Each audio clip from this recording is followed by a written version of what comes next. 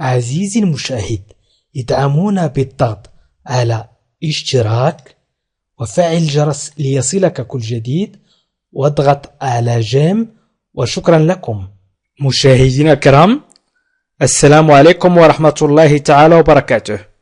مرحبا بكم في الحلقة 51 من تطبيق اللغة الفرنسية، أي التكلم باللغة الفرنسية بسهولة. إذا مشاهدينا الكرام، في هذا الدرس سنحاول أن نستعمل الأضداد. مثال: début بداية، fin نهاية. début بداية، fin نهاية.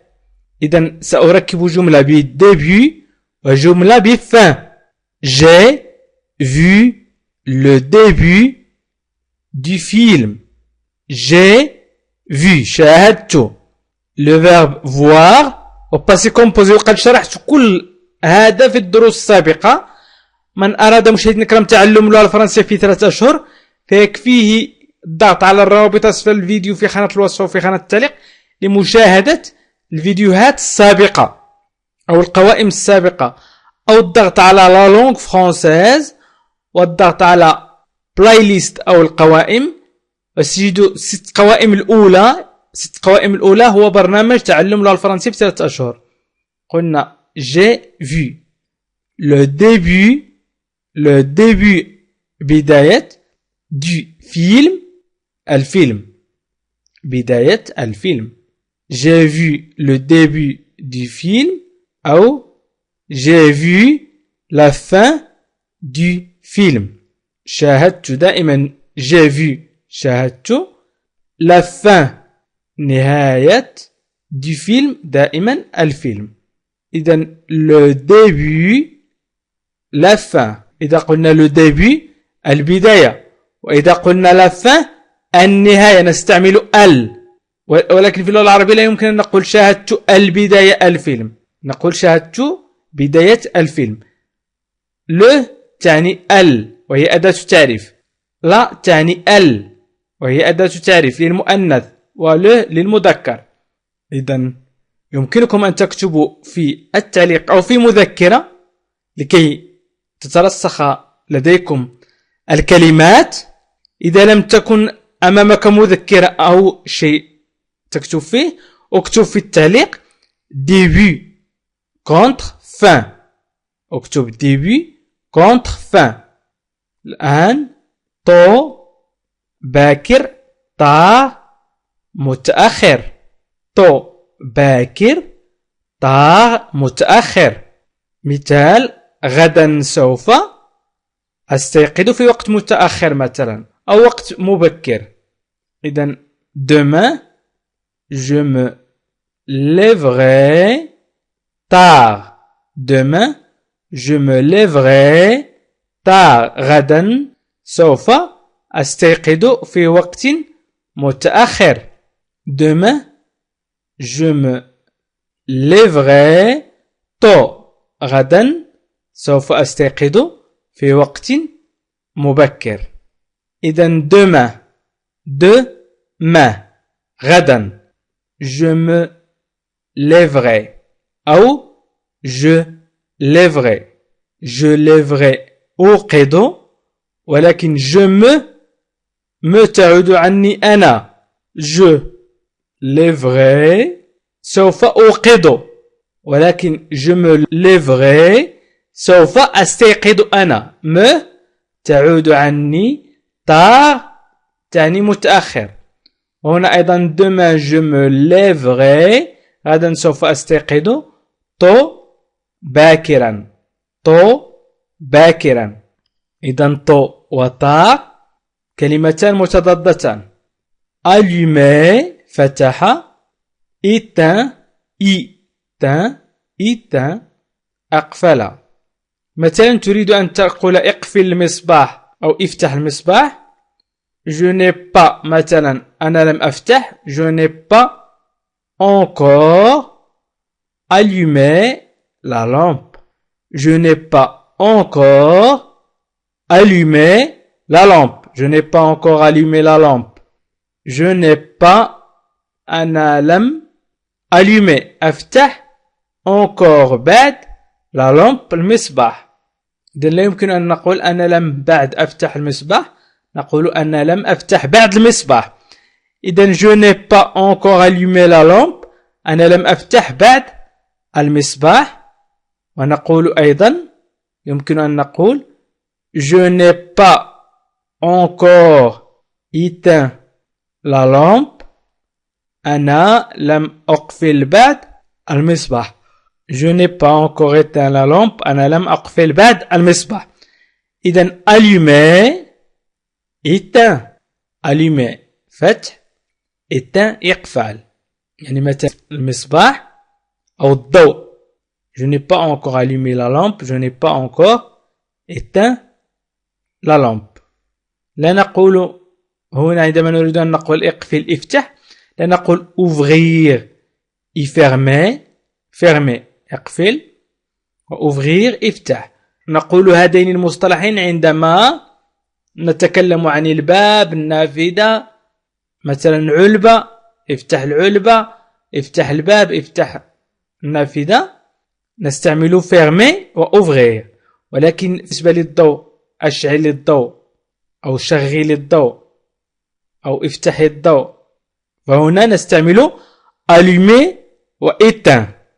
الآن سأحاول أن أستعمل الكلمة وضدها باستعمال en. مثلا invisible غير مرئي، invisible غير مرئي. إذن en تعني تضع الكلمة في ضدها. مثلا visible مرئي، visible مرئي، وإذا أضفنا له en أي invisible، invisible تعني غير مرئي. sa maison مثلا منزله est invisible de la route، de la route. sa maison منزله est invisible est غير invisible مرئي de la route من الطريق. إذن sa maison est invisible de la route، منزله غير مرئي من الطريق. يمكن أيضا أن نستعمل insuffisant غير كافي، insuffisant غير كافي، insuffisant. les efforts que tu as réalisés sont insuffisants. إذن suffisant كافي، suffisant. insuffisant غير كافي. قلنا هنا visible invisible. إذن عندما نستعمل en قبل الكلمة فإنها تصبح ضد ذلك المعنى الذي كتبناه. إذن sa maison منزله invisible غير مرئي de la route من الطريق. sa maison est invisible de la route. وهنا أيضا insuffisant، suffisant كافي، insuffisant غير كافي. إذن هنا les efforts que tu as réalisés sont insuffisants، أي إن الجهود أو الجهود التي بذلتها réaliser أنجز، وهنا تعني tu as réalisé بذلتها sont insuffisants غير كافية. الجهد مذكر والجهود جمع المذكر، إذن غير كافي، غير كافي.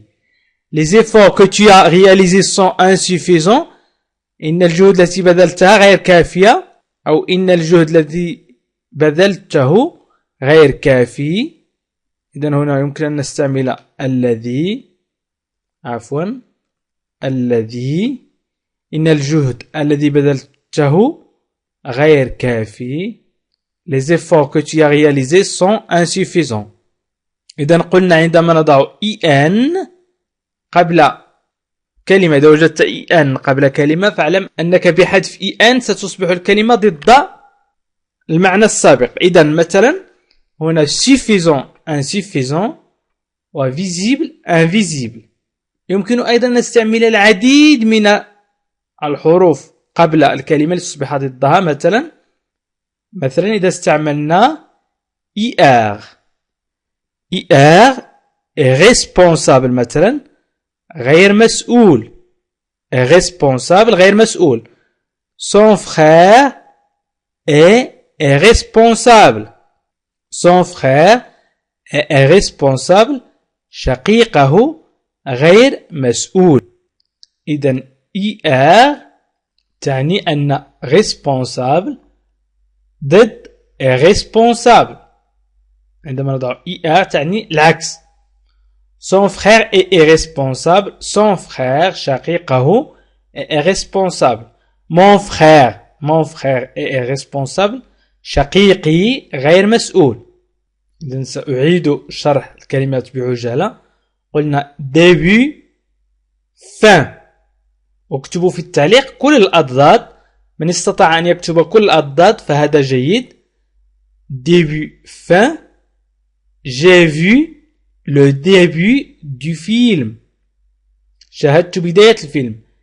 J'ai vu la fin du film. شاهدت نهاية الفيلم. Tôt باكر. Tard متأخر. Demain je me lèverai tard. Demain je me lèverai tard. غدا سوف أستيقظ في وقت متأخر. Demain je me lèverai tôt. غدا سوف أستيقظ في وقت مبكر. Allumer فتح. éteint إقفال.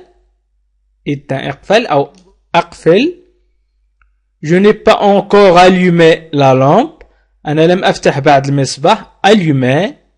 Je n'ai pas encore éteint la lampe. أنا لم أقفل بعد المصباح. Allumer le feu. أي أوقد النار مثلا. Allumer le feu أوقد النار. Je n'ai pas encore éteint la lampe. أنا لم أقفل بعد المصباح. إذن invisible غير مرئي. visible مرئي. قلنا إذا استعملنا en فتعني غير. visible أي مرئي. Sa maison est invisible de la route. منزله غير مرئي من الطريق. Insuffisant غير كافي. Suffisant كافي. Les efforts que tu as réalisés sont insuffisants. أي إن الجهد الذي بذلته غير كافي. ويمكن أن نقول les efforts que tu as réalisés sont suffisants أي كافية. إن الجهد الذي بذلته كافي. Responsable غير مسؤول. Son frère est responsable. شقيقه غير مسؤول. أو son frère est responsable. Responsable سنحذف ER ونقول responsable أي مسؤول. Son frère est responsable. وهنا إذا حذفنا EN نقول les efforts que tu as réalisés sont suffisants. أين الجهد الذي بذلته كافي. وإذا حذفنا في invisible EN sa maison est visible de la route. منزله هو مرئي من الطريق. إذن تصبح الكلمة ضدها. إذن مشاهدينا الكرام أشكركم على تتبعكم لهذا الفيديو. وأتمنى من الله العلي القدير أن أكون قد استوفيت ما كنت أريد شرحه. وأطلب منكم أن تحاولوا كتابة هذه الأضداد في مذكرة أو في التعليق لتترسخ في ذهنك. عندما تكتب فإن الأشياء تترسخ في ذهنك ولكن بتركيز. تكتب بتركيز. ولمن التحق بنا مؤخرا يمكنه أن يتعلم اللغة الفرنسية في 3 أشهر بالضغط على الروابط أسفل الفيديو في خانة الوصف وفي خانة التعليق أو الضغط على لا لونغ فرونسيز وسيجد المجموعة الأولى 5 أو 6 المجموعات الأولى هي ضمن برنامج تعلم اللغة الفرنسية في 3 أشهر. وهي تحتوي على فيديوهات مرقمة ومتسلسلة. وأيضا يمكنكم أن تشاركوا الفيديو مع الأصدقاء والأحباب عبر الواتساب أو الفيسبوك بالضغط على بارتاجي أو مشاركة وهي أسفل الفيديو مباشرة. وشكرا لكم مشاهدينا الكرام وإلى لقاء آخر في فيديو آخر إن شاء الله. عزيزي المشاهد ادعمونا بالضغط على اشتراك وفعل الجرس ليصلك كل جديد واضغط على جيم. وشكرا لكم.